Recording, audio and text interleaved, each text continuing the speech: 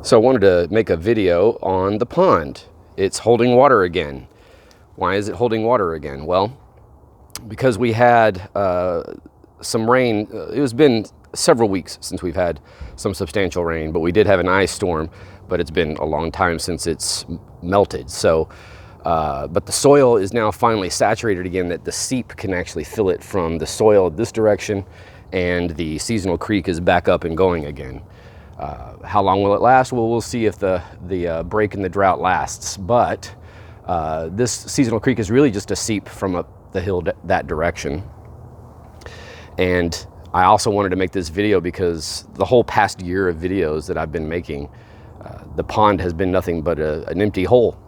So, you know, you can actually see it with some water in it. Now, I do have a leak in the dam, and you can see it. It would be all the way up to the top if it wasn't for that leak.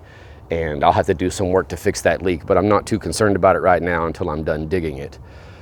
Right now, like I said in several past videos, I'm using this to mine it for soil, for building garden beds I still have to build. So there you go, folks. The pond actually does work, and hopefully the end to this horrific drought is nigh.